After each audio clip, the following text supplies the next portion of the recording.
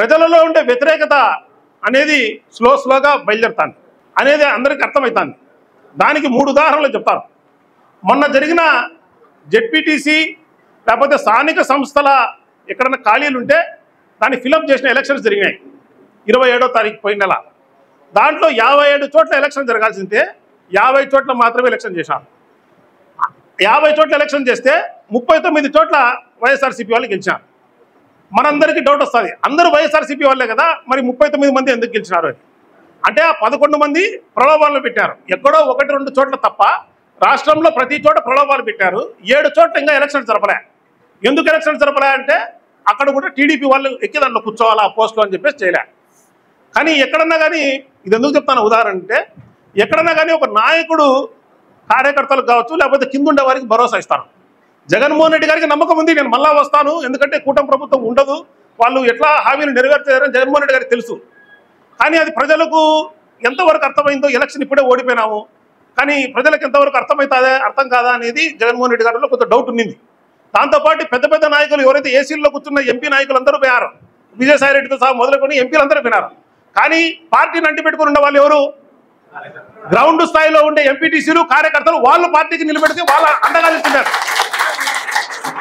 అది మొన్న జరిగిన 27వ తారీఖు జరిగిన ఎలక్షన్స్ లో క్లియర్గా అర్థమైంది. అంటే వాళ్ళు కూడా జగన్మోహన్ రెడ్డి గారి పైన నమ్మకం అందరికీ ఉంది. అయితే ఎంపీటీసీలు జెడ్పీటీసీలు సర్పంచులు ఉప సర్పంచులు వీళ్ళు ఏంటంటే గ్రౌండ్ స్థాయిలో తిరుగుతూ ఉంటారు. వాళ్ళకు క్లియర్గా అర్థమైపోతుంది కూటమి ప్రభుత్వం పైన వ్యతిరేకత ఉంది, జగన్మోహన్ రెడ్డి పైన అభిమానం ఉంది, but at the same time గ్రౌండ్లో కూటమి పైన వ్యతిరేకత ఉందని తెలుసుకొని అందుకోసం అందరూ కూడా ఎక్కడో 1-2 చోట్ల ప్రలోభాలు పెట్టిన చోట తప్పని పరిస్థితులు వెళ్ళిపోయారు. కానీ మెజారిటీ చోట జగన్మోహన్ రెడ్డి గారితోనే వాళ్ళందరూ ఉన్నారు కాబట్టి జగన్మోహన్ రెడ్డి గారికి వాళ్ళు ధైర్యం ఇచ్చినారు. వాళ్ళు 39 చోట్ల నిలబడి గెలిచినది అది మాత్రమే కాకుండా ఈ రాష్ట్రంలో ఉండే ప్రతి ఒక్క వైఎస్ఆర్సీపీ కార్యకర్తకు ప్రతి ఒక్క వైఎస్ఆర్సీపీ లీడర్కు ధైర్యం ఇచ్చారు 39 చోట్ల నిలబడిన వాళ్ళని చెప్పేసి తెలియజేసుకుంటూ. సో అందుకోసమే జగనన్న మాటల్లో కూడా మనందరికీ తేడా గమనించండి. ఫస్ట్లో ఏం చెప్తా వచ్చినారు, తప్పు జరిగింది సవరించుకుంటామని మొదలుపెట్టిన జగన్మోహన్ రెడ్డి గారు, తర్వాత బిర్యానీ పలావ్ ఎగ్జాంపుల్తో చెప్పిన జగన్మోహన్ రెడ్డి గారు నిన్న ఈ 39 చోట్ల ఎలక్షన్ అయిపోయిన తర్వాత ఖచ్చితంగా జగనన్న 2.0లో కార్యకర్తలకు మంచి జరుగుతుంది, నేను ముఖ్యమంత్రి కావడం ఖాయం, మీరు చూడడం కూడా ఖాయం, మంచి చేసేది నేను ఏదైతే మంచి చేస్తానో మీరు చూడడం కూడా ఖాయము అని అంత గట్టిగా చెప్తానంటే దానికి కారణము మొన్న జరిగినటువంటి ఎలక్షన్లో ప్రజలకు అందరికీ అర్థమైపోయింది. మరొక కారణం చెప్తాను, మొన్న జరిగిన అసెంబ్లీలో ఎమ్మెల్యేలే చెప్తారు మేము జనాల్లో తిరగలేకుండా, పథకాలు ఏం గీలేకపోతున్నాం, మేమేం సేవ చేయలేకపోతున్నాం అని చెప్పేసి డైరెక్ట్ టీడీపీ ఎమ్మెల్యేలు అసెంబ్లీలోనే డైరెక్ట్గా చెప్పే పరిస్థితి. సో అది వ్యతిరేకత బయలుదేరిందనే దానికి ఒక నిదర్శనం. అయితే మూడోది, చంద్రబాబు నాయుడు గారు ప్రతి ఒక్క నెల 1వ తారీఖున పెన్షన్ పంచనీకో లేదా ఏ గవర్నమెంట్ కార్యక్రమానికో పోతున్నాడు. పోయినప్పుడు ఆయన ఏం చెప్తున్నాడు అంటే మొన్న కూడా నేను చూశాను, ఏం చెప్తాడో చూద్దామని. ఆయన ఏం చెప్తున్నాడు, నేను ఎందుకు వస్తున్నాను ఈ కార్యక్రమాల కంటే, నేను ఏసీ రూమ్లో కూర్చొని ఎవరో పంచమనొచ్చు, కాకపోతే నేను వస్తే మినిస్టర్లు వస్తారు, ఎమ్మెల్యేలు వస్తారు, లేకపోతే కలెక్టర్లు అందరూ వస్తారు అనే ఉద్దేశంతో నేను కూడా వస్తున్నాను అని చెప్పి చెప్తాడు.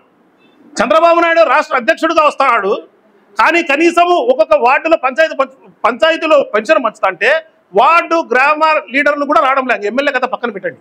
అంటే ఎమ్మెల్యేలు రోడ్డు పైన తిరిగితే మా పథకాలు ఏమైపోయినాయి అని అడుగుతారు, ఇంకా వీలైతే గట్టిగా గల్లా పట్టుకొని అడుగుతారు, చొక్కా పట్టుకొని అడుగుతారు అనే భయంతో ఏ ఒక్క టీడీపీ ఎమ్మెల్యే కానీ ఎవరు కానీ లాస్ట్కు వార్డు స్థాయి లీడర్లతో సహా ఎవరు కూడా పెన్షన్ పంచడం లేదు. కాబట్టి అది కూడా ఒక నిదర్శనము. కూటమి ప్రభుత్వం అనేది ఇంకా ఎన్నో రోజులు ఉండదు, రాబోయే వచ్చే సంవత్సరం కూడా ఇట్లనే ఏమాత్రం పథకాలు ఇవ్వకపోతే ఖచ్చితంగా ప్రజలు తిరగబడి లీడర్లను కొట్టే పరిస్థితి కూడా వస్తుంది. ఎందుకంటే చంద్రబాబు నాయుడు గెలిచినాడు, కానీ ఎవరు ఓడిపోయారు? ప్రజలు ఓడిపోయారు. ఎందుకంటే ప్రజలు చంద్రబాబు నాయుడు అధికారంలోకి కూర్చోబెట్టింది, ప్రజల నమ్మకాన్ని మోసం చేసినాడు. కాబట్టి ఇక్కడ చంద్రబాబు నాయుడు గెలిచినాడు, జగన్మోహన్ రెడ్డి గారు ఆయన నైతికంగా గెలిచినాడు, ఓట్లకు వచ్చినాడు, నేను చెప్పింది చేశానంటే మళ్ళీ చేస్తానని చెప్పినాడు. మన ప్రజలు సూపర్ 6కు ఆశపడి జగన్మోహన్ రెడ్డి గారికి వేయలేదు. కానీ ఇక్కడ అసలు సిసలైన ఓడిపోయిన వాళ్ళు ఎవరంటే, ఓడిపోబోతున్న వాళ్ళు ఎవరంటే ప్రజలు. ప్రజాస్వామ్యంలో ప్రజలే కదా ఓట్లు వేయాల్సింది, ప్రజలే కదా నిర్ణయించాల్సింది.